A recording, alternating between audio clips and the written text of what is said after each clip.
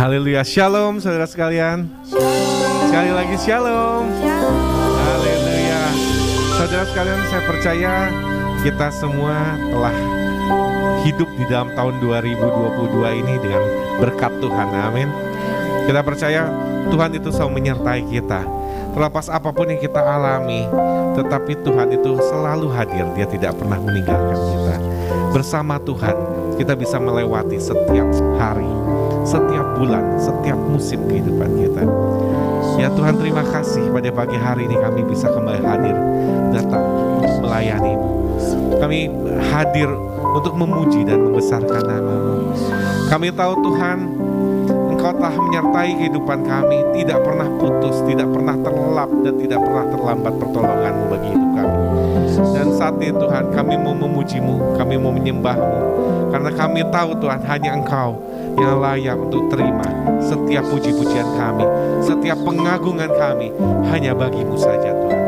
Haleluya. Engkau ada bersamaku di setiap musim hidupku. Engkau ada bersamaku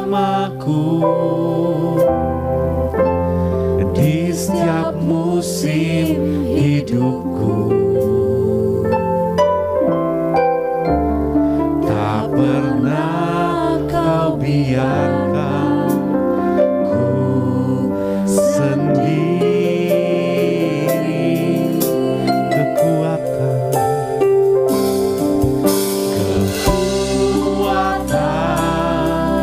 di jiwa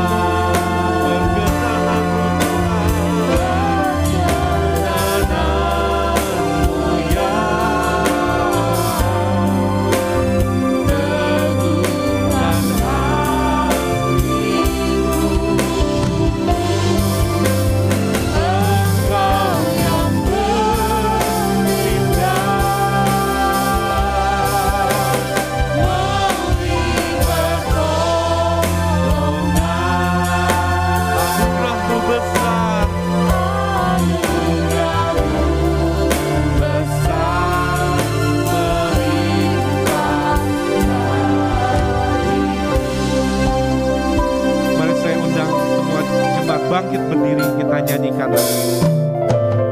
Kau ada bersamaku di setiap musim hidupku, di setiap musim hidupku. haleluya. Tak pernah kau biarkan sendiri. Kekuatanku ada di dalammu ya Tuhan. Kekuatan di jiwaku adalah bersamamu. Bersamamu Tuhan. Tak pernah ku ragukan Haleluya. kasih. Bersamamu Bapa.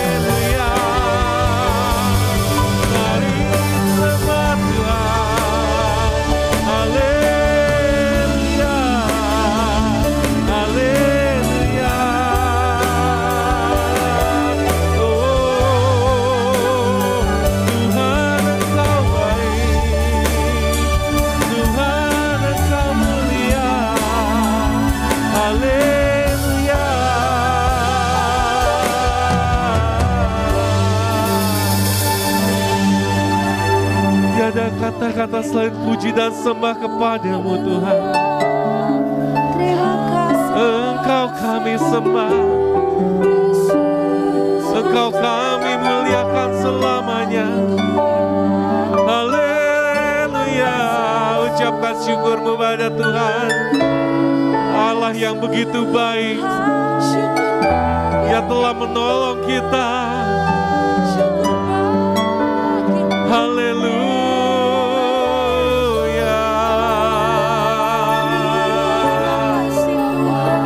Haleluya.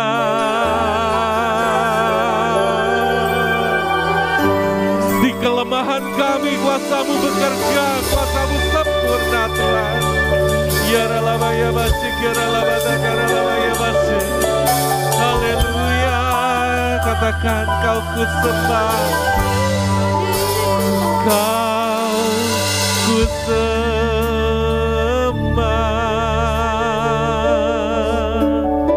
Kau ku sembah,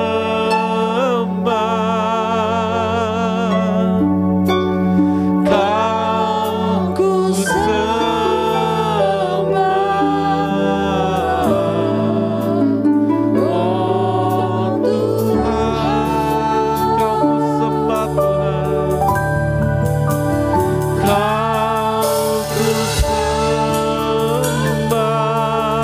tanganmu pada Tuhan. Kau ku sembah, Kau ku sembah,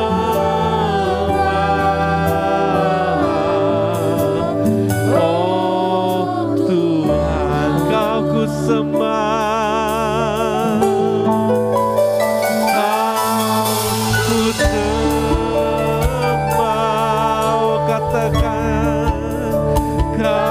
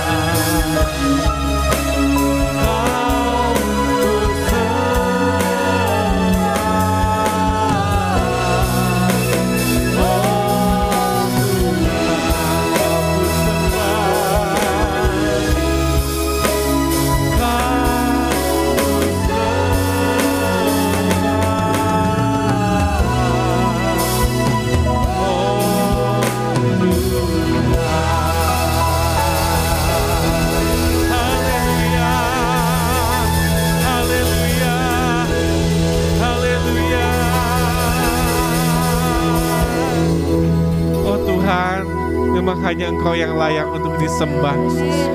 Di momen-momen Natal ini kami selalu diingatkan Tuhan bahwa Allah Immanuel itu hadir bersama kami, tidak pernah tinggalkan kami. Haleluya, kami bersyukur Tuhan. Kami punya Allah yang luar biasa seperti-Mu Tuhan. Dan kami tahu Tuhan Kau hadir di tempat ini. Kami yakin Tuhan, ketika kami berada di dalam hadirat-Mu Tuhan, kami akan mendapatkan sukacita. Kami akan mendapatkan berkat yang baru. Kami akan mendapatkan kedamaian, sehingga kami sanggup Tuhan untuk menghadapi segala hal dalam kehidupan kami. Kami bersyukur padamu Tuhan, Kau Allah yang luar biasa. Kami tahu Tuhan bahwa Engkau senang atas puji-pujian umat-Mu, dan kami akan berikan yang terbaik Tuhan bagi Engkau pada pagi hari ini. Karena itu Tuhan, kami nyatakan kami siap untuk memuji-Mu, dan kami buka ibadah ini di dalam satu nama yang kami kasih, Tuhan Yesus Kristus. Yang percaya katakan bersama-sama, amin. Oh haleluya. Siapa yang siap untuk menyambut kehadiran Sang Raja? Amin. Katakan mari kita sambut Sang Raja.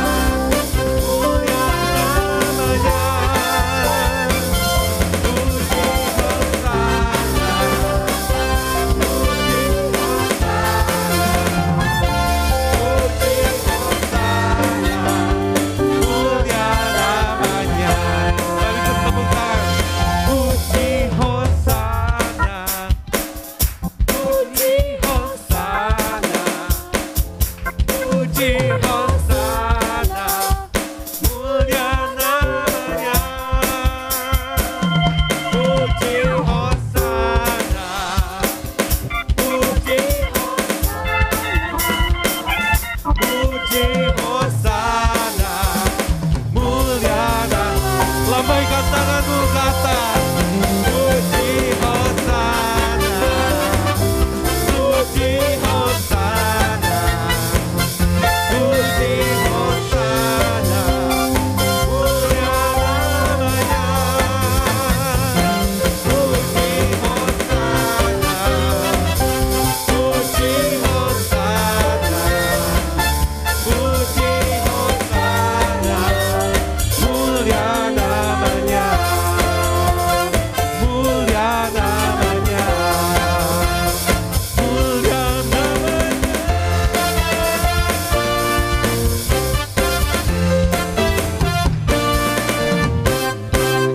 Haleluya. Jangan dulu sekalian. Luar biasa ya Allah kita itu. Amin. Setiap dalam kehidupan kita mungkin menghadapi masalah, tapi kita percaya bahwa pertolongan Tuhan itu tidak pernah terlambat dalam kehidupan kita, selalu tepat waktu.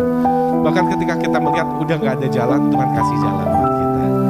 Luar biasa, karena Dia Allah pencipta kita. Tetapi ketika Dia sudah menciptakan, Dia bertanggung jawab atas ciptaannya. Dia sayangi kita, Dia pelihara kita. Dia bukan hanya Allah yang transenden, yang jauh di sana, tidak di tahta yang tidak terampiri, tapi Dia Allah yang imanen bersama kita, selalu menyertai kita. Haleluya. Terima kasih Tuhan. Tak pernah tinggalkan, tak pernah tinggalkan perbuatan tangan-Mu. Yesus, Kaulah penciptaku. Sehelai rambutku jatuh, Engkau pun tahu. Yesus, Kau pedulikanku. Yesus, Kau perhatikanku. Takkan pernah terlambat pertolongan-Mu. Takkan pernah terlelap Kau menjagaku.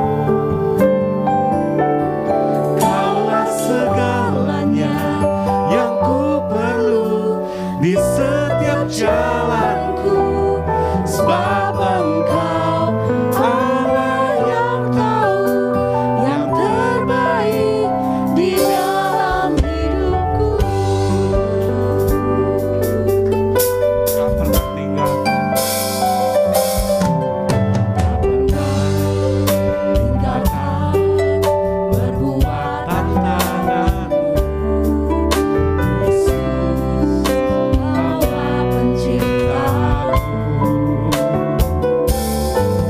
Sehelai rambutku jatuh, Engkau pun tahu. Yesus, Kau pedulikan. Dia perhatikan kita. Yesus, Kau perhatikanku. Takkan pernah terlambat pertolongan. Takkan pernah terlambat Kau menjagaku. Kaulah segalanya yang ku perlu.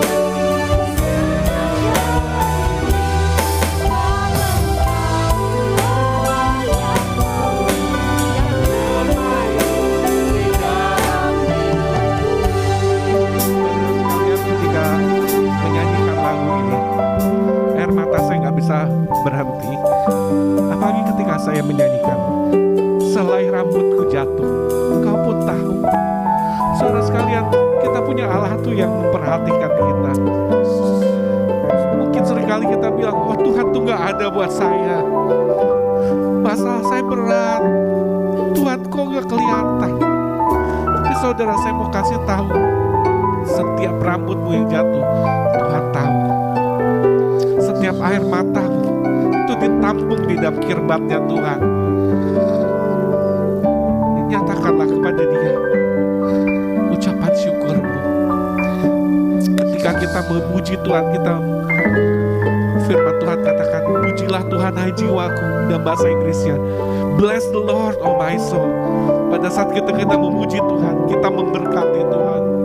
Dan di situ ada transfer, ada barter blessing. Tuhan memberkati kita, kita memberkati Tuhan. Mari kita puji Dia, Allah yang luar biasa, yang terbaik di dalam hidup kita.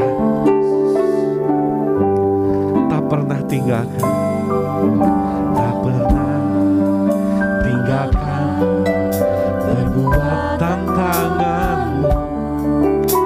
Yesus, Kaulah pencipta.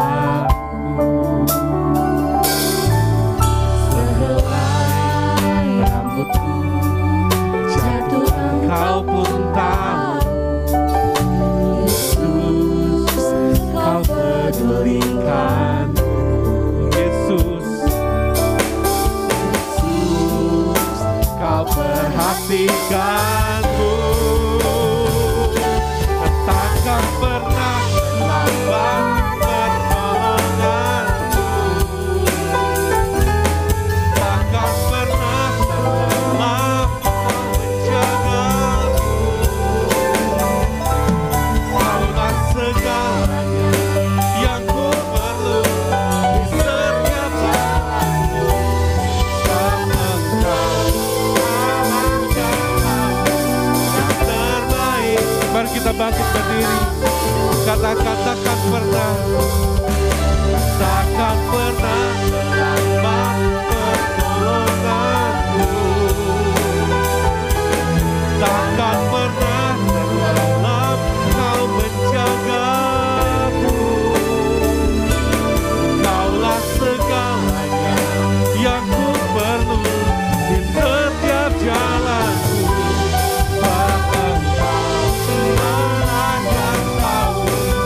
Terbaik di dalam hidupku.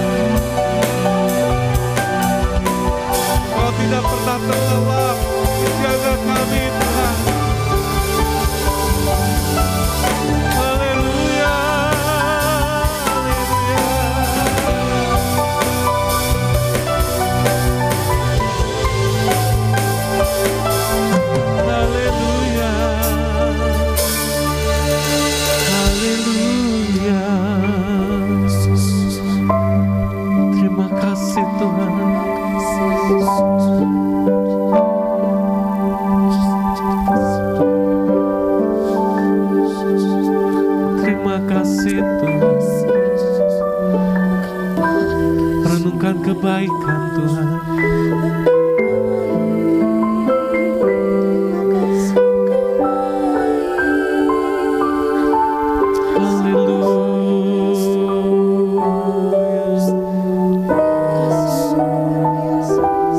Kami bersyukur padamu Tuhan. Haleluya. Takkan pernah terlambat pertolonganmu. Takkan pernah terlelah Kau menjagaku. Segalanya di setiap jalanku, sebab Engkau Allah yang Katakan sekali lagi. Takkan pernah terlambat.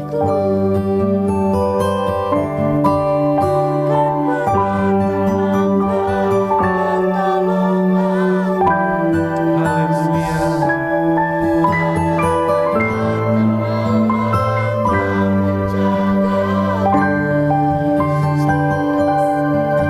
Allah segalanya yang ku perlu.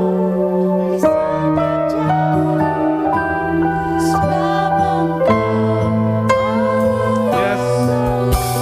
Yang terbaik di dalam hidupku. Takkan pernah terlambat pertolonganmu. Takkan pernah terlelah Kau menjagaku. Kaulah segalanya yang ku perlu di setiap jalanku. Karena Kau Allah yang tahu yang terbaik di dalam hidupku. Sekali lagi katakan, takkan pernah terlambat pertolonganku.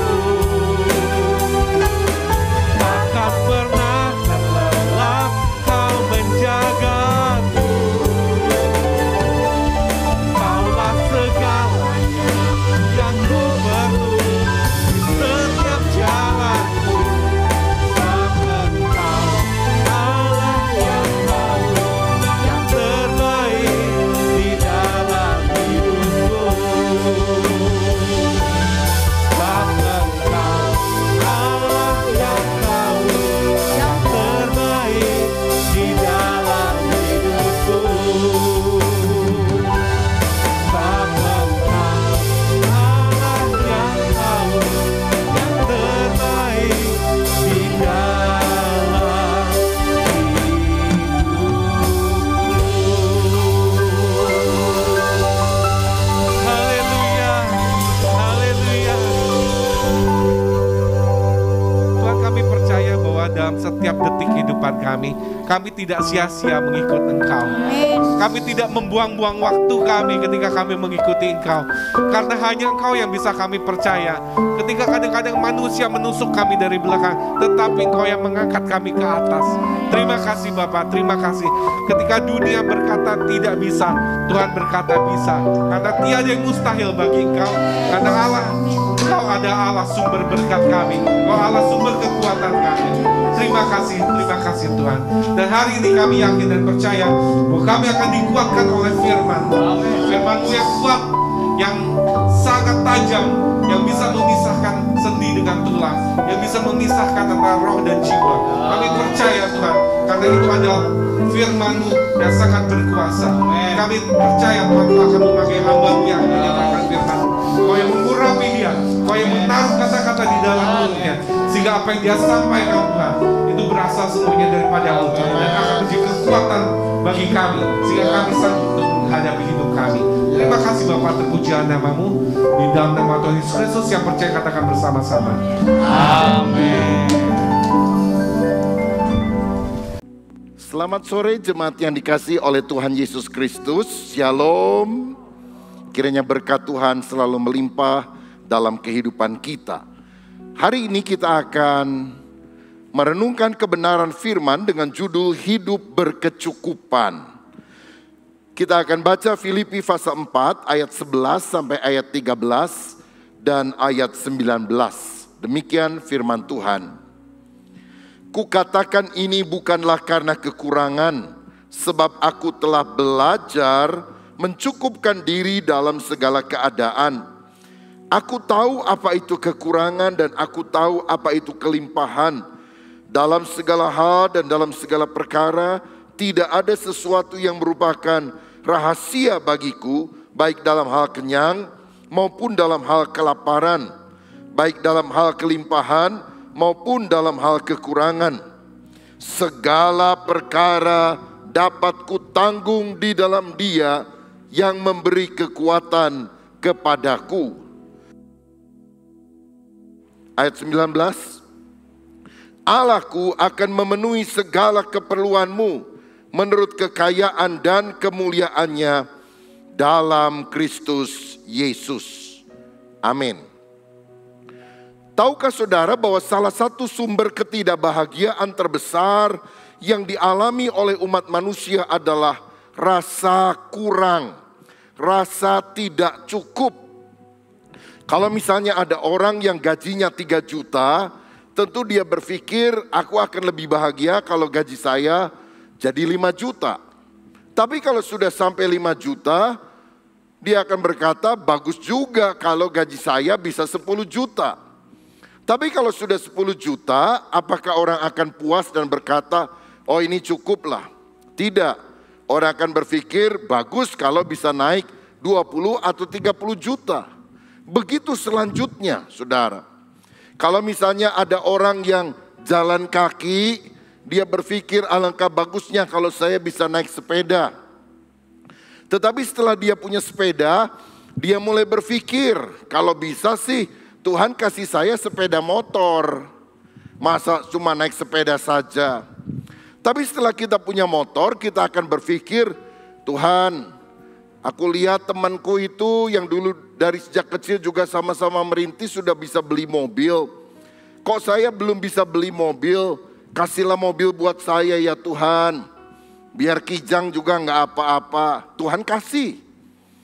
Tapi kemudian kita mengubah doa. Tuhan, teman saya ternyata ganti mobil. Itu mobilnya merek yang bisa makan daging. Jaguar. Saya kok cuma bisa makan rumput saja ini. Tuhan bolehlah kalau saya bisa punya mobil yang lebih keren seperti Jaguar itu. Saudara, kadang-kadang kita memiliki sikap tidak merasa cukup di dalam kehidupan.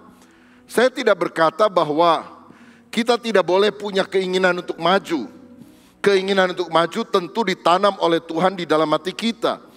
Tetapi keinginan yang tidak ada puasnya, tidak bisa berkata enough is enough, cukup adalah cukup, akan mendatangkan masalah besar di dalam kehidupan kita. Tahukah saudara bahwa rahasia untuk kita bahagia sebetulnya kalau kita merasa cukup di dalam hidup ini.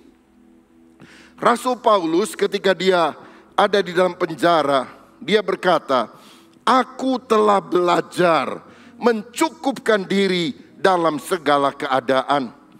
Aku tahu apa itu kekurangan, aku tahu apa itu kelimpahan. Tidak ada yang tertutup bagiku, aku sudah mengalami semuanya. Tapi ini kuncinya yang menyebabkan aku bisa berbahagia. Aku mencukupkan diri dengan yang Tuhan percayakan kepadaku. Saudara sekalian, kata belajar berarti proses. Sampai akhirnya kita menjadi mahir. Dan itulah sikap yang kita harus kembangkan dalam hidup ini. Merasa cukup dengan berkat Tuhan. Segala perkara dapat kita tanggung di dalam Tuhan kalau kita selalu memiliki rasa cukup. Saya ingat satu kali ada seorang anak kecil yang menangis di halaman depan sekolah.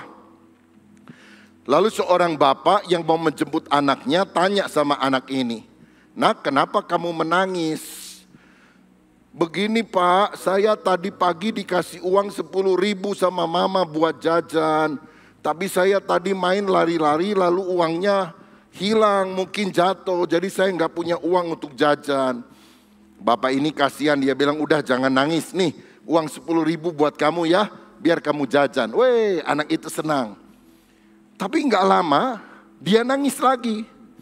Lalu bapak ini tanya, loh uang yang hilang kan sudah bapak ganti 10.000. Kenapa kamu nangis lagi? Iya pak, tapi saya pikir kalau uang saya yang tadi itu nggak hilang, saya kan punya 20.000. Gara-gara hilang jadi cuma punya 10.000 katanya. Nah ini sikap tidak puas di dalam kehidupan. Nah saya mau katakan orang yang selalu merasa kurang, berapapun uang yang dimilikinya, sebetulnya adalah orang yang miskin di dalam jiwanya. Saudara, perasaan tidak cukup itu berbahaya. Mengapa? Yang pertama, bila perasaan tidak cukup itu dibiarkan, itu akan mengaburkan pandangan kita tentang Tuhan. Tahukah saudara bahwa motivasi kita beribadah kepada Tuhan seharusnya murni? Kita datang untuk menyembah, kita datang untuk beribadah, kita datang untuk memberikan yang terbaik, memberikan pujian, syukur, bahkan memberikan persembahan kepada Tuhan. Tapi berapa banyak orang yang datang ke gereja, datang beribadah, pergi berdoa dengan tujuan supaya saya lebih banyak diberkati Tuhan. Jadi fokusnya egosentris, bukan God-sentris. Karena apa? Perasaan tidak cukup mengaburkan pandangan kita tentang Tuhan.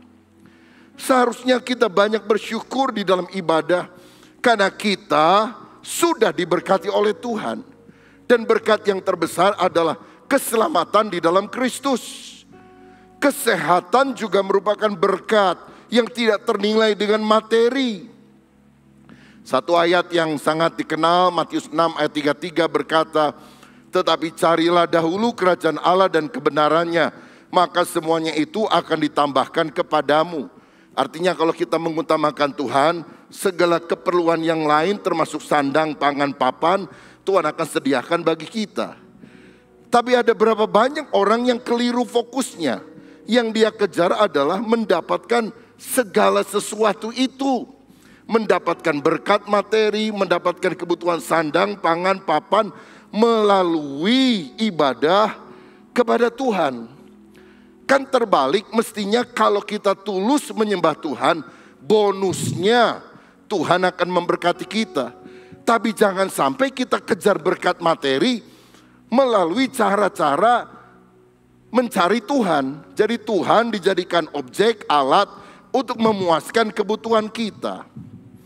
Saya kasih contoh supaya lebih jelas. Kalau saudara misalnya satu kali pergi ke mall, lalu di sana kebetulan sedang ada program diskon.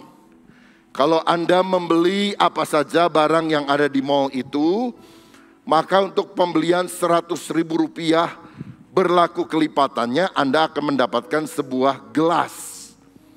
Jadi kalau beli 200.000 dapat 2 gelas.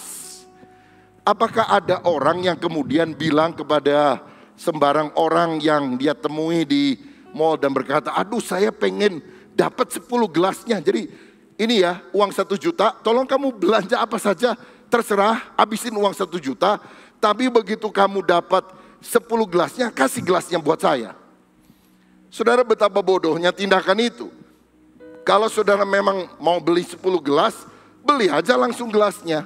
Kan gak sampai 1 juta. Berarti kita telah mengorbankan sesuatu yang lebih prinsipil untuk sesuatu yang nilainya lebih kurang. Jadi gelas itu bonus. Jangan pernah dijadikan sebagai sasaran. Begitu juga jangan sampai ibadah kita, tujuan utamanya bukan tertuju kepada Dia Sang Pencipta, tapi supaya kita diberkati, supaya doa kita dikabulkan, supaya kita ketemu jodoh atau hal-hal yang lain. Itu hanya bonus, dan biarlah kita mengutamakan Allah dan kerajaannya lebih dulu. Saudara, kalau kita lihat di dalam doa Bapa kami, dalam Matius 6 ayat 11 ada kalimat, berikanlah kami pada hari ini makanan kami yang secukupnya. Yang pertama itu berarti kita sadar dalam doa dia adalah sumber berkat kita. Karena itu kita berdoa, berikanlah kami makanan yang secukupnya. Berikanlah ya Tuhan, tentu kita meminta kepada sumber berkat. Yang kedua, Tuhan ingin agar kita tidak khawatir. Berikanlah kami pada hari ini, today. Bukan pada minggu ini, pada bulan ini, pada tahun ini. Allah akan memelihara kita dari satu hari ke hari yang lain. Sehingga kita tidak perlu khawatir. Tuhan juga ingin agar kita tidak serakah. Saudara-saudara, karena itu dikatakan berikanlah kami pada hari ini makanan kami yang secukupnya. Tidak serakah. Dan yang berikutnya, Tuhan ingin agar kita jadi berkat bagi orang lain. Karena itulah dikatakan berikanlah kami, bukan berikanlah saya. Karena yang harus makan dan minum bukan hanya saya, tapi kami, ada orang lain juga yang di sekitar kita yang perlu menerima berkat Tuhan. Saudara, kalau kita meminta berkat dari sumbernya, hidup tidak khawatir, juga tidak serakah, dan kita mau jadi saluran berkat bagi orang lain, itu artinya kita mengutamakan Tuhan dan kerajaannya. Maka segala keperluan kita, Tuhan pasti akan cukupkan. Amin saudara.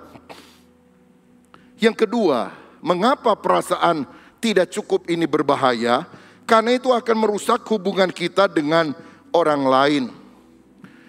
Seharusnya hubungan kita dengan orang lain ditandai dengan ketulusan dan kemurnian. Bukan cari untung semata. Tapi kalau orang pikirannya, aduh saya kurang nih. Setiap kali dia berhubungan dengan orang lain dia pikir, kira-kira ada untungnya enggak saya gaul sama dia ya? Kira-kira saya bisa jualan apa untuk dia? Kira-kira kalau saya kenal dia, bisnis saya bisa lebih laku atau tidak ya? Jadi relasi kita didasari oleh untung rugi. Bukan sesuatu yang sifatnya tulus. Kalau ada bawahan dengan motivasi semacam ini, maka ketika dia mendekati atasannya, maka tujuannya untuk menjilat. Supaya atasannya bisa menaikkan gajinya, menaikkan pangkatnya. Sehingga kemurnian mengasihi Allah dan sesama menjadi luntur kalau motivasi kita adalah hanya untuk memenuhi kecukupan hidup kita secara materi. Bukankah Tuhan mengajarkan hubungan kita harus dilandasi dengan kasih? Itu motivasi yang benar. Bukan memanipulasi hubungan kita dengan orang yang lain. Saudara-saudara, sebab kalau kita tidak merasa cukup, maka kita akan jadi orang yang egois, mementingkan diri. Dan kita akan serakah untuk mendapatkan lebih banyak harta bagi diri kita saja. Yang ketiga, mengapa perasaan tidak cukup ini berbahaya dan tidak boleh bersarang di dalam hidup kita? Sebab ini akan mengakibatkan kekhawatiran. Orang yang rasa selalu kurang, maka sukacitanya akan hilang, perasaan syukur tidak ada di dalam kehidupannya. Kita khawatir aja ya, aduh jangan-jangan uang saya nggak cukup untuk sebulan ini. Dan kita tidak bisa enjoy dalam kehidupan ini. Ingatkah saudara, ketika Tuhan memberikan mana kepada orang Israel yang ada di padang gurun, mana itu harus diambil setiap hari secukupnya, tidak boleh lebih. Tapi ada orang serakah dan bilang, waduh jangan-jangan untuk besok kurang. Dia ambil lebih banyak dari yang seharusnya. Apa yang terjadi ketika disimpan? Busuk bahkan berulat. Sebab Tuhan selalu menyediakan berkat yang baru setiap pagi. Setiap pagi selalu ada berkat baru. Besar kesetiaan Tuhan. Kalau Tuhan sudah tolong saya kemarin, saya yakin Tuhan tolong saya hari ini. Kalau Tuhan tolong saya hari ini, saya juga yakin Tuhan akan tolong saya terus sampai selama-lamanya. Sehingga kita tidak perlu khawatir akan apapun. Karena Ebenezer, sampai di sini Tuhan telah menolong kita. Dan kalau Tuhan menolong kita sampai pada titik ini, Dia akan melanjutkan. Karena Dia adalah Allah yang setia. Nah, jika demikian, bagaimana supaya kita bisa terbebas dari perasaan tidak cukup? Sebaliknya, kita memiliki hati yang merasa puas dengan berkat Allah, hati yang berkecukupan. Yang pertama, saudara, kalau kita ingin memiliki hati yang berkecukupan, kita harus hidup berdasarkan kebutuhan dan bukan keinginan. Filipi 4 ayat 19 tadi berkata, Allahku akan memenuhi segala keperluanmu menurut kekayaan dan kemuliaannya dalam Yesus Kristus. Dia berjanji memenuhi segala keperluan atau kebutuhan kita. Tahukah saudara, keperluan kita itu sebetulnya tidak terlalu banyak. Paulus malah berkata, asal ada makanan dan pakaian cukuplah. Kebutuhan hidup itu simple. Gaya hidup itu yang ribet, saudara. Karenanya Tuhan mau agar kita benar-benar hidup berdasarkan kebutuhan dan bukan hanya keinginan. Tahukah saudara, jantung hati manusia itu hanya sekepalan tinju besarnya. Ada yang bilang sebesar bakpao doang. Tapi keinginannya lebih besar dari seluruh dunia. Gak pernah puas-puasnya. Saudara mau isi hati kita dengan rumah mewah, dengan pesawat jet pribadi, dengan apapun juga akan selalu ada rongga yang berseru-seru, kurang. Bagaimana supaya kita bisa mengontrol hati kita? 1 Yohanes 3 ayat 20, ini kuncinya. Dikatakan Allah adalah lebih besar daripada hati kita, serta mengetahui segala sesuatu. Dunia itu besar, tapi hati kita keinginannya lebih besar dari seisi dunia. Nah, jika demikian, apakah ada yang lebih besar dari hati kita yang keinginannya lebih gede dari seluruh dunia? Ada.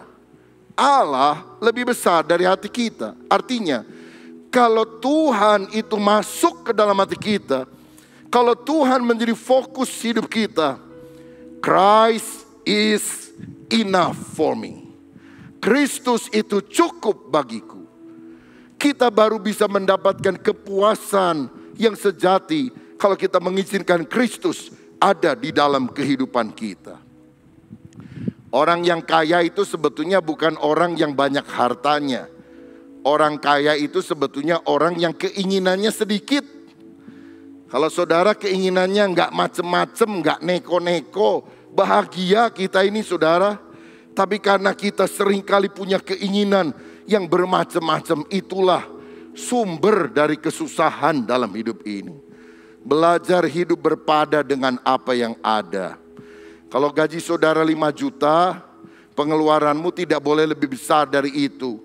Lebih besar artinya tidak bertobat. Hati-hati sekarang dengan pinjaman online. Ada berapa banyak orang pinjam sana, pinjam sini. Dan akibatnya tidak bisa bayar. Dan yang lebih bahaya lagi, pinjaman online semacam itu, saudara. Kemudian kalau saudara punya nomor telepon, maka itu debt collectornya akan menekan orang-orang yang ada di daftar telepon Anda. Nah, jangankan orang lain, saya aja pernah ditelepon, Pak, Anda kenal ini kan? Jemaat kan? Ayo bayar. Loh, saya nggak tahu-tahu saudara sekalian. Ini disebabkan karena kebiasaan ngutang. Tidak bisa berkata enough is enough. Dan biasanya kalau sudah begitu mereka nggak mau kita ini bayar pokoknya. Kalau bisa bayar bunganya terus. Sehingga hutang yang sekian, wah akhirnya menggelembung dengan bunga yang sangat besar. Seperti orang yang terhisap oleh lumpur yang akhirnya akan menyengsarakan. Saudara, kalau ada yang semacam itu, segera konsultasi kepada mungkin pemimpin sel, atau di tempat kita juga ada klinik hukum, supaya saudara bisa lepas dari jerat itu. Sebab kalau tidak, terus-terusan saudara akan menjadi mangsa. Ya, saudaranya juga keliru, tapi orangnya juga memanfaatkan hidup kita. Karena itu mari kita hidup berdasarkan kebutuhan. Jangan suka panasan lihat orang lain. Orang beli motor baru, saudara nggak harus beli motor baru. Orang beli mobil baru, saudara nggak harus beli mobil baru. Kita hidup mencukupkan diri saja. Jangan takut omongan orang lain.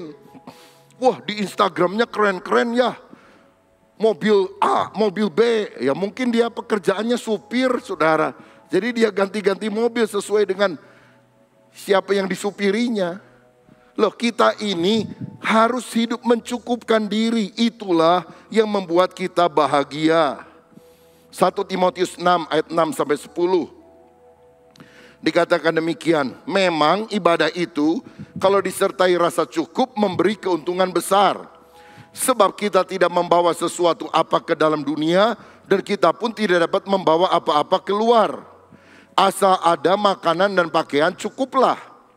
Tetapi mereka yang ingin kaya terjatuh ke dalam pencobaan, ke dalam jerat dan ke dalam berbagai-bagai nafsu yang hampa dan yang mencelakakan, yang menenggelamkan manusia ke dalam keruntuhan dan kebinasaan. Ayat 10. Karena akar segala kejahatan ialah apa? Cinta uang. Sebab oleh memburu uanglah beberapa orang telah menyimpang dari iman dan menyiksa dirinya dengan berbagai-bagai duka. Akar dosa itu bukan uang, cinta uang, serakah. Harga diri kita jangan ditentukan oleh berapa banyak uang yang kita miliki. Kalau saudara minder karena engkau miskin, engkau pasti akan jadi orang sombong ketika engkau kaya. Karena harga dirimu diletakkan dari berapa banyak uang yang saudara miliki. Dan seperti ayunan, saudara. Saya berharga bukan karena saya punya rumah, bukan karena saya punya mobil. Saya berharga karena saya sudah ditebus oleh darah Tuhan Yesus Kristus. Saya berharga karena saya adalah anak Tuhan. Saya merasa berharga bukan karena saya bisa berkhotbah. Saya berharga bukan karena saya menggembalakan sebuah gereja yang besar. Saya berharga bukan karena saya dipercaya untuk memegang jabatan A, B, C, D. No. Saya berharga karena saya sudah ditebus oleh darah Yesus. Dia rela mati untuk saya. Bukan oleh emas dan perak hidupku ditebus. Tapi hanya karena darahnya. Walaupun dompet di kantong saudara nggak banyak uangnya. Begitu dibuka, waduh, tinggal 2.000 perak. Tapi kalau saudara percaya kepada Yesus, engkau tetap bernilai. Karena itu saudara, mari kita memelihara hati kita di dalam rasa cukup puas dengan berkat Tuhan. Yang kedua, supaya kita bisa memiliki rasa cukup, hidup dengan iman. Ayat tadi berkata, Allahku akan memenuhi segala keperluanmu. Haleluya. Tuhan janji dia akan menjadi Yehova Jireh untuk hidup saudara. Bahkan pada masa kesulitan ini, Tuhan tidak akan tinggalkan hidup saudara. Jangan pikir-pikir, aduh banyak rugi ya saya tahun 2020 masuk 2021. Nggak seperti dulu-dulu. Jangan pikir untung rugi sekarang. Kita masih bisa hidup, sehat, nggak kena COVID. Itu berkat saudara. Kalau ada yang sakit lalu sembuh, itu anugerah. Jangan terlalu banyak hitung untung rugi dan sebagainya. Bisa bernafas saja sudah anugerah Tuhan. Sehingga kebutuhan dasar kita, yang Paulus bilang tadi, asal ada makanan pakaian cukuplah. Kebutuhan elementer, kebutuhan yang harus ada, ya kebutuhan pokok. Maka kita dengan iman meyakini Tuhan adalah Yehova Jireh. Burung di udara saja Tuhan peliharakan. Masa Tuhan akan tinggalkan kita, umatnya? Orang yang mencukupkan diri dalam segala hal adalah orang yang mempercayai Allah sekalipun keadaan tidak mendukung. Karena itu belajar bersyukur atas janji pemeliharaan Tuhan di dalam kehidupan kita. Dalam sejarah kita mengenal ada seorang yang bernama George Muller di Inggris, hamba Tuhan yang bikin panti asuhan. Dia nampung ratusan anak-anak yatim piatu yang terlantar. Tapi dia nggak punya supporter yang selalu rutin memberikan uang, semua dikerjakan dengan iman. Satu kali saudara, anak-anak sudah duduk di meja makan masing-masing. Tapi di dalam kondisi piring kosong, makanan tidak ada. George Muller berkata, mari kita berdoa. Tuhan, terima kasih untuk berkat-Mu, makanan dan minuman yang tersedia. Kami percaya Engkau akan memelihara kami. Burung saja Tuhan pelihara, kami adalah anak-Mu. Saudara, mereka berdoa, mungkin yang lain berpikir mana makanannya, duit juga nggak ada. Ketika dia sedang berdoa, tiba-tiba pintu diketuk. Dan ternyata ada orang dengan kendaraan besar, membawa bahan-bahan makanan untuk mereka bisa nikmati hari itu. Dan orang itu ketika ditanya, kenapa Anda bisa ke sini? Nggak tahu, tadi saya digerakkan oleh Tuhan. Saya punya banyak makanan yang saya miliki. Saya mau bagikan kepada panti asuhan ini. Tuhan selalu menyediakan. Saya dengar satu kesaksian, ada seorang penginjil sederhana, punya istri dan satu anak masih bayi, tinggal di pinggiran kota Jakarta. Saudara, hari itu mereka nggak punya duit sama sekali. Lalu kemudian bayinya nangis. Si suami nangis juga di hadapan Tuhan. Dia bilang, Tuhan, saya masih kuat nggak makan. Tapi kasihan anak saya, dia perlu susu, tolonglah Tuhan. Setelah doa cukup lama, dia bilang sama istrinya, ayo kita melangkah dengan iman. Pergi ke tempat perbelanjaan. Kita belanja di sana. Istrinya bilang, di mana kita mau pergi? Uangnya kan gak cukup, gak ada bahkan. Gak apa-apa, udah jalanlah. Di rumah juga sumpek, udah jalan aja ke sana. Shopping center. Saudara-saudara, akhirnya mereka pergi ke tempat orang jualan. Dan mereka masuk dan si suaminya ambil kereta dorong, saudara. Lalu mulai ambil susu, ambil beras, dan macam-macam yang lain. Istrinya takut, dia bilang, gimana bayarnya? Udahlah, percaya aja. Karena tadi waktu saya doa rasanya ada dorongan untuk bertindak dengan iman. Saudara-saudara, jadi akhirnya setelah dia beres, dia kan ada beberapa kasir begitu. Dia masuk pada kasir nomor 3. Ada 5 orang di depan dia, tenang. Dia nyanyi dalam hati, ku tahu Tuhan pasti buka jalan. Orang pertama sudah bayar, tinggal 4. Tak tersembunyi kuasa Allah, kalau lain ditolong saya juga. Orang depan sudah bayar, tinggal 3. Dia sanggup, Yesus sanggup.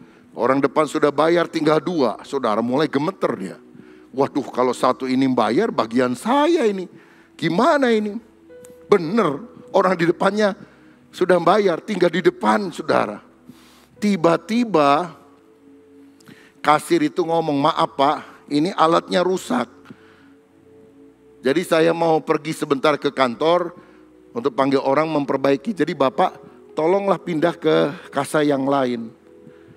Saudara, yang lain kan mestinya marah saudara karena dengar itu. Udah lama-lama kok begini. Tapi ini penginjil bersyukur. Dia bilang, aduh puji Tuhan. Kok malah giliran saya pas rusak. Tapi ketika dia mau goyangkan itu keretanya, seperti ada dorongan, tetap di tempatmu. Ya udah, dia diam aja di sana. Yang lain semuanya udah pindah ke kasa yang berbeda. Sampai ada petugas di kasa sebelah bilang, Pak itu kan tutup, pindah sini. Dia bingung saudara, karena pindah pun gak ada duitnya kan. Dia bilang gak apa-apa deh, saya senang di sini. Lah dipikirnya orang gila nih saudara sekalian. Ya diantepin sama yang lain. Gak berapa lama, itu petugas yang tadi datang. Dan saudara sekalian, dan ternyata kemudian dia perbaiki sedikit, bisa jalan. Jadi dia ada di tempat itu. Wah, bisa jalan lagi nih. Gimana nih? Tiba-tiba ada pengumuman melalui pengeras suara. Saudara sekalian, para pengunjung yang bahagia dalam rangka hari ulang tahun tempat kami yang ke-10, kami memberikan hadiah kepada salah satu pembeli yang beruntung. Jadi kalau Anda berada pada urutan pertama di kasa nomor 3, silakan bawa barang belanjaan Anda, kami berikan cuma-cuma sebagai hadiah untuk Anda. Dan dia lihat, Kak Saltiga nomor 1 saya, katanya. Dia bawa gratis, saudara. Tuhan itu dahsyat. Siapa yang mau mengalami mujizat semacam itu? Jangan sampai, saudara-saudara. Ya, jangan sampai, ini sakit jantung ini. Dan gak semua orang bisa mengalami hal semacam itu. Tapi saya mau bilang, dalam situasi kepepet seringkali Tuhan bisa menolong kita dengan caranya yang ajaib. Karena itu mari kita hidup dengan iman. Dan yang terakhir, bagaimana supaya kita punya hati yang berkemurahan, hidup yang berkecukupan. Hiduplah berkemurahan kepada orang lain. Kisah Rasul 20 ayat 35, ini ucapan Yesus yang tidak dikutip di dalam Injil Matius, Markus, Lukas, Yohanes, tapi dicatat di dalam Kisah Para Rasul yang berkata, lebih berbahagia memberi daripada menerima. Itu yang Tuhan ajarkan kepada kita. Kalau saudara ingin hidup berkecukupan, mari kita belajar memikirkan orang-orang yang lain. Seperti ada ungkapan berkata, saya menangis karena saya tidak punya sepatu. Sampai saya keluar ke jalan dan saya temukan masih ada orang masih bisa tersenyum. Walaupun dia sudah tidak punya kaki. Artinya kita rasa diri kita yang kebutuhannya paling besar. Pada ada orang lain yang lebih sengsara daripada kita. Dan kita harus menjadi saluran berkat untuk mereka. Hiduplah berkemurahan. Saya percaya orang yang berkelimpahan itu bukan orang yang punya rumah 5, mobil 10. Orang yang berkelimpahan itu adalah orang yang merasa cukup dengan berkat Tuhan. Dan bisa memberi kepada orang lain. Kalau nanti saudara lihat dalam 2 Korintus 8, ada jemaat yang miskin sekali. Namanya jemaat Makedonia. Tapi ternyata mereka kaya dalam kemurahan. Mereka mengumpulkan dana untuk disupportkan kepada jemaat Yerusalem yang saat itu sedang mengalami kesulitan keuangan. Saudara-saudara, kita ini jangan doa Tuhan bikin saya kaya, nanti saya sumbang gereja, sumbang misi, sumbang panti asuhan. Gak gitu cara kerjanya Tuhan. Ketika ada 5.000 orang lebih dan tidak ada makanan, ada seorang anak bawa 5 roti dan 2 ikan. Yesus mengangkatnya. Dan kemudian dia berdoa. Dan setelah berdoa apa yang terjadi? Apakah 5 roti kecil berubah jadi roti sebesar bantal? Sebanyak 5 buah? Tidak. Apakah 2 ikan teri berubah jadi 2 ikan paus? Sehingga 5.000 orang bisa makan? Tidak. Ketika selesai didoakan, rotinya tetap kecil. Ketika selesai didoakan, ikannya juga tetap kecil. Tapi mujizatnya terjadi ketika roti kecil itu dibagi-bagikan. Tidak pernah habis-habis. Tidak pernah habis-habis. Dan itu mengenyangkan semua orang yang makan. Saudara gak akan jadi orang yang punya banyak uang terlebih dahulu. Baru kita bisa kasih persembahan, kasih tunjangan, kasih apa saja kepada orang lain. Tapi kita mungkin hanya punya bagian yang kecil. Tapi apa yang kecil itu bagikan kepada orang lain. Tuhan akan melakukan mujizat pelipat gandaan. Apa yang kau beri tidak akan pernah habis-habis. Karena Yehova Jireh, Allah yang akan selalu mencukupkan kebutuhan kita, umat yang percaya kepadanya. Siapa yang setuju berikan tepuk tangan yang paling meriah untuk Tuhan kita. Ayat terakhir, 2 Korintus 9 ayat 6-8 berkata demikian. Camkanlah ini, orang yang menabur sedikit akan menuai sedikit juga, dan orang yang menabur banyak akan menuai banyak juga. Hendaklah masing-masing memberikan menurut kerelaan hatinya. Janganlah dengan sedih hati atau karena paksaan. Karena Allah mengasihi orang yang memberi dengan sukacita. Dan Allah sanggup melimpahkan segala kasih karunia kepada kamu, supaya kamu senantiasa berkecukupan di dalam segala sesuatu, dan malah berkelebihan di dalam pelbagai kebajikan. Apa kuncinya supaya kita bisa hidup berkecukupan, bahkan berkelimpahan dalam kebajikan? Memberi. Siapa memberi sedikit, diberi sedikit. Siapa memberi banyak, diberi banyak. Petani yang berhenti menabur akan berhenti menuai. Tapi kalau saudara tetap menabur bahkan pada masa kering, engkau akan lihat tuaian Tuhan akan berikan pada waktunya. Sikap memberi mematahkan keserakahan. Sikap memberi menghancurkan perasaan tidak cukup dalam hidup kita. Karenanya Tuhan berkata, terlebih bahagia memberi daripada menerima. Karena inilah kunci untuk kita mengalami kebahagiaan. Not to take but to give. Memberikan hidup kita untuk Tuhan dan untuk banyak orang. Saya teringat ada seorang kaya raya pada zamannya, John Rockefeller. Saudara-saudara, salah satu miliarder pertama di dunia kalau boleh dikatakan adalah Rockefeller. Kalau saudara pergi ke New York sampai hari ini ada bangunan yang sangat besar, Rockefeller Center. Kalau hari Natal pasti akan dibuat pohon Natal yang sangat tinggi, yang sangat bagus, yang terang benderang. Dan itu disiarkan ke seluruh dunia dari Rockefeller Center. Dia kaya sekali. Tapi waktu usianya 52 tahun, dia sakit kanker usus. Dan dokter bilang usiamu paling 3 bulan, paling lama 6 bulan. Waduh, dia ketakutan. Dan dia berpikir gimana ini dengan kekayaan saya. Dia coba bayar dokter yang paling hebat, tapi penyakitnya tidak tersembuhkan. Lalu dia akhirnya berpikir, waduh, kalau saya mati saya belum berbuat apa-apa. Karena saya hanya menimbun harta untuk diri saya sendiri. Maka kemudian dia mulai bagi-bagi uangnya. Karena dia sadar, dia nggak bawa mati tuh uang. Dia sumbang gereja, dia sumbang untuk misi, dia sumbang untuk panti asuhan, dia sumbang untuk orang miskin. Setahun belum mati, 2 tahun belum mati. Saudara-saudara, umurnya 52. Dokter bilang 3-6 bulan. Tapi waktu memberi. Dia baru mati 46 tahun kemudian dalam usia 98 tahun. Sehat panjang umur. Jadi saya pikir-pikir kenapa dia mau mati? Pelit, saudara. Kenapa dia sehat? Bukan ditumangin tangan oleh pendeta KKR dengan karunia kesembuhan ilahi. Tapi memberi. Jadi saya ingat cerita, ada pohon yang tidak berbuah. Lalu waktu dilihat, tuannya bilang ini pohon gak berbuah, udah ditebang aja deh. Tapi pengelolanya berkata, gimana Tuhan, kasih waktu setahun lagi deh. Saya akan kasih pupuk, saya akan rawat. Kalau masih belum berbuah, udah tebang aja. Rupanya selama ini dia gak berbuah, saudara. Hidup bagi dirinya sendiri. Tapi waktu mulai berbuah, 3 bulan masih berbuah.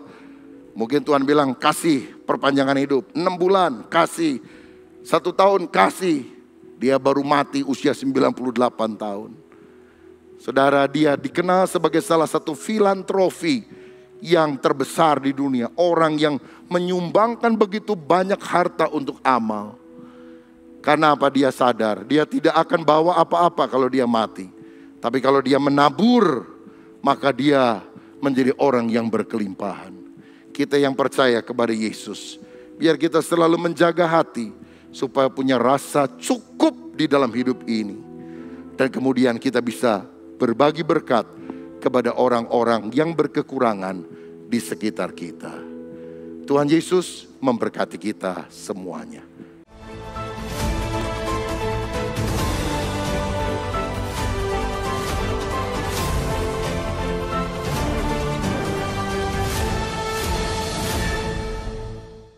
Kami informasikan Retreat Gabungan SMK Berakar dan Bertumbuh GBI Bethel Jakarta hadir kembali yang diadakan pada hari Rabu 19 Juli 2023 bertempat di GBI Bethel Kelapa Gading.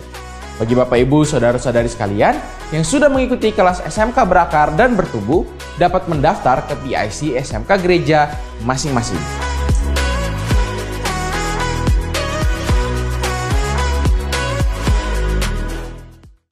Kami percaya bahwa gereja yang sehat adalah ketika jemaatnya tertanam dan bertumbuh bersama di dalam sebuah kelompok kecil.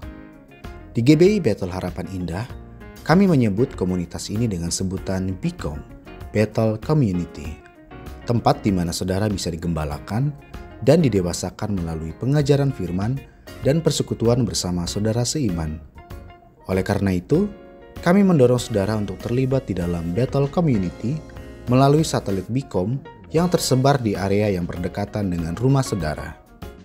Bicom Yakobus yang diketuai oleh Ibu PVUI untuk wilayah Boulevard Hijau dan Mega Boulevard. Bicom Eklesia yang diketuai oleh Bapak Eka Budianta untuk wilayah PUP, THB, dan Boulevard. Bicom Immanuel yang diketuai oleh Bapak Yohanes Hitalesi untuk wilayah Taman Sari, Taman Puspa, Ayana, dan Asia Tropis.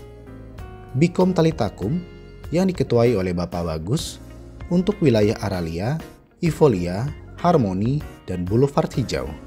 Bicom Kanaan yang diketuai oleh Bapak Rambe untuk wilayah Harapan Mulia, Pahlawan Setia, dan Mutiara Gading City. Bicom Koinonia yang diketuai oleh Bapak Nathanael untuk wilayah Harapan Jaya dan Barata.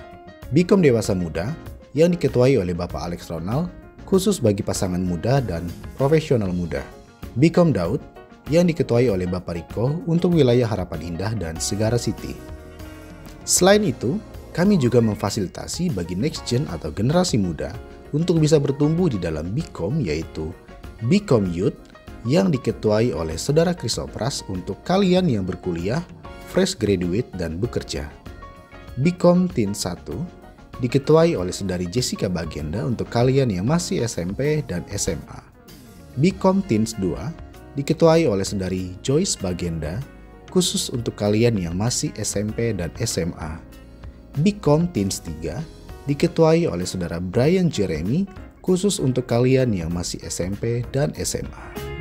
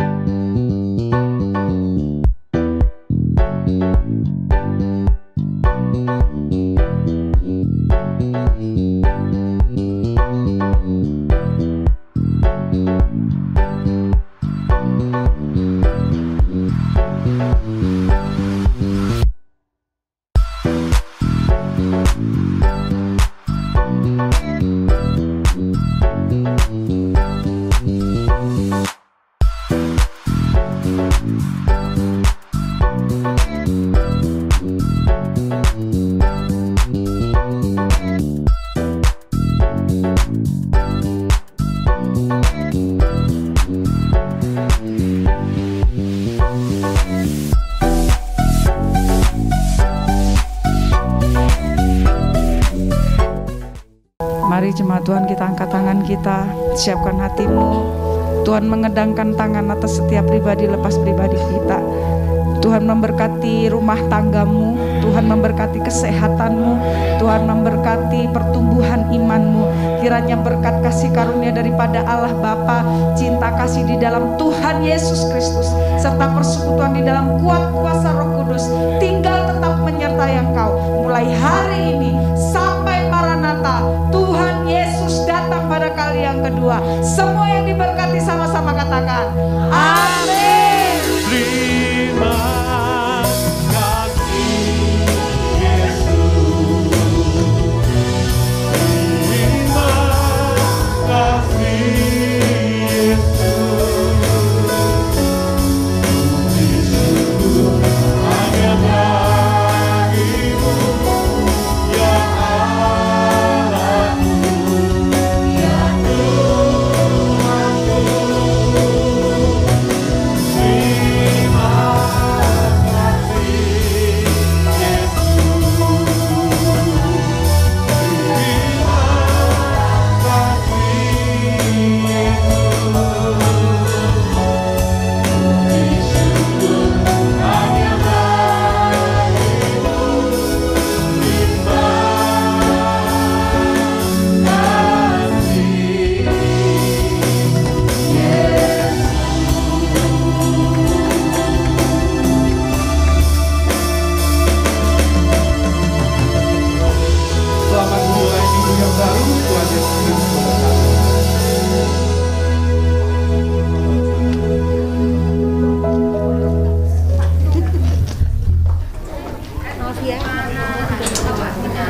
Iya, iya, iya.